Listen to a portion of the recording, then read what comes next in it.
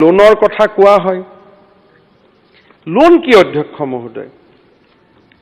কয় জনমূৰি আমাৰ লোন আছে, মানুহৰ মূৰে মূৰে লোন আছে। আৰে বাবা, কোনো মানুহৰ মাটি সম্পত্তি বন্ধকত দি চৰকাৰে লোন লোৱা নাই। এইটো ক'ৰ পৰা কোনে তথ্য দিয়ে যে মানুহৰ মূৰে মূৰে লোন আছে? কোনো মানুহৰ মাটি বাৰী সম্পত্তি আমি ক'তো বন্ধকত দিয়া নাই।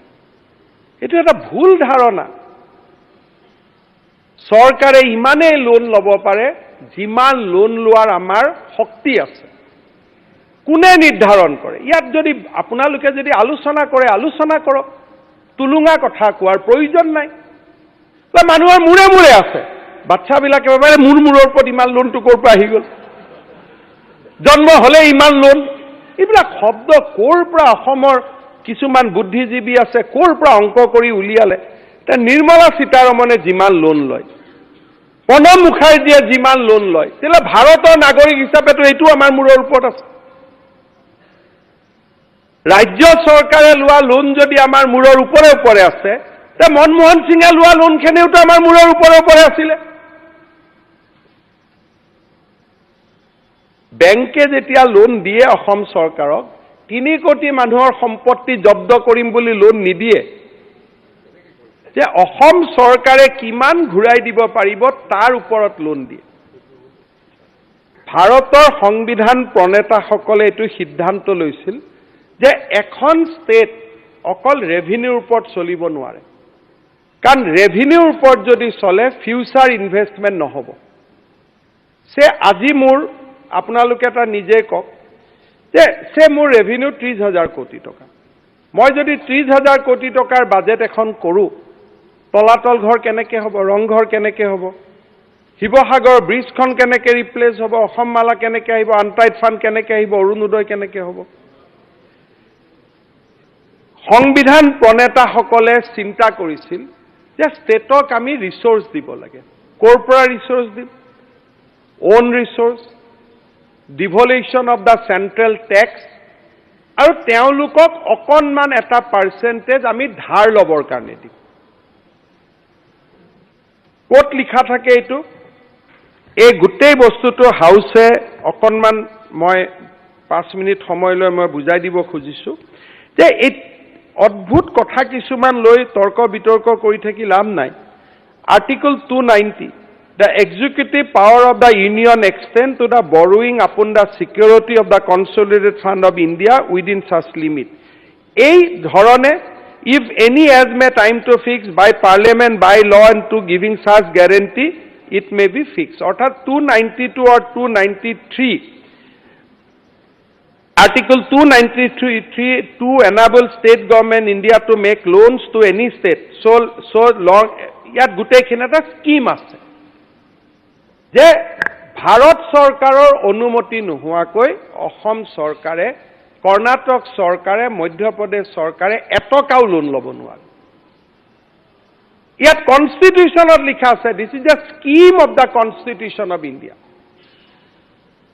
আমি কিমান লোন ল'ব পাৰোঁ এটা বছৰত কোনে নিৰ্ধাৰণ কৰি দিয়ে?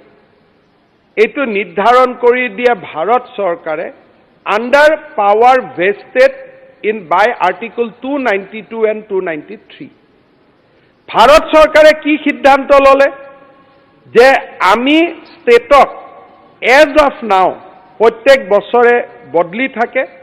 ভাৰত চৰকাৰে এটা সিদ্ধান্ত ল'লে যে আমি এখন ষ্টেটক GDPৰ ইমান পাৰ্চেণ্ট আমি লোন ল'ব দিম, কেপ, যে ইমান পাৰ্চেণ্টেজকৈ ওপৰত তেওঁলোকে লোন ল'ব নোৱাৰে। অসমৰ ক্ষেত্ৰত কি কৰিলে?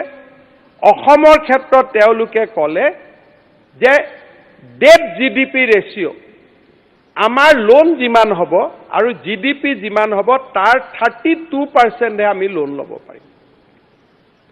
এটা কণ্ডিশ্যন যে 32% of the GDP can be the total loan, total outstanding loan. এই বছৰৰ নহয়, সমগ্ৰ লোন মোৰ যিমান টকা আছে ইট কেনট এক্সিড 32%।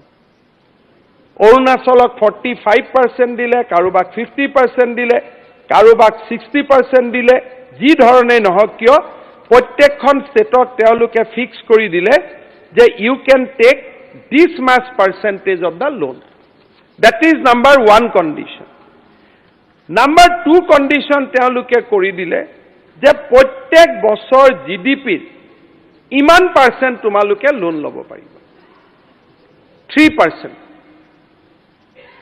প্ৰত্যেক বৰ্তমান কোভিডৰ সময়ত 5% দিছিলে বিভিন্ন স্কিমত আজিৰ দিনত তেওঁলোকে জিডিপিৰ 3% আমাক লোন ল'ব দিয়ে আৰু কোনে নটিফাই কৰে ভাৰত চৰকাৰে বাই অফিচিয়েল গেজেট নটিফাই কৰে যে এই বছৰ আমি কিমান লোন ল'ব পাৰো যেটো ইয়াত পেপাৰে পত্ৰ লিখে যে সিএমএ গল বেংকৰ পৰা লোন লৈ আহিলে এটো নহয়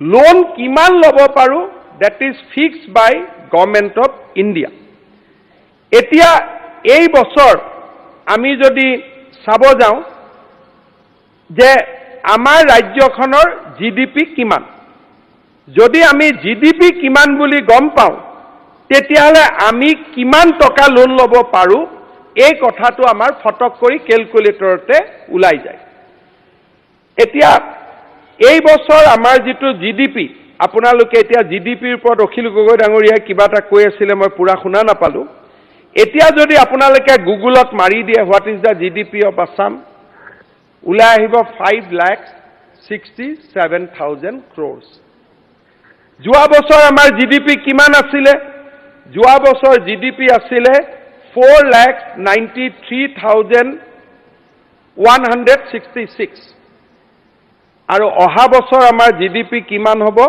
6,43,000 crore তাৰমানে যিমানে জিডিপি বাঢ়িব 3% তো আমাৰ বাঢ়ি গৈ থাকিব এটা আমি যদি নলও আমাৰ ডেভেলপমেন্ট নহব ভাৰত চৰকাৰে কৈ আছে তোমাক আমি লোন ল'ব দিছো 3% আমি যদি লোন নলও আমাৰ ডেভেলপমেন্ট নহব so what is the option আজি আমি আমাৰ অসমত আমি সুন্দৰভাৱে আমাৰ বিত্তীয় পৰিচালনা হৈ আছে 2006 পৰা 2015 চনলৈকে 14 চনলৈকে কংগ্ৰেছ দলে যিমান লোন লৈছিল কোনোবা বছৰ 1100 কোনোবা বছৰ 1500 কোনোবা বছৰ 2400 কোনোবা বছৰ 2700 কোনোবা বছৰ 2500 কোনোবা বছৰ 3000 13 14 4000 আমি গুটে ঘুৰাই দিম কংগ্ৰেছৰ দিনলৈকে অসমে যিমান লোন লৈছিল we return single paisa every paisa we have returned এতিয়া লোন লোৱাৰ পিছত আপোনালোকে ভাল পাব শুনি যে অসমৰ জিডিপি লগত লোন হৈছে only 23% and lowest ফালত we are number 7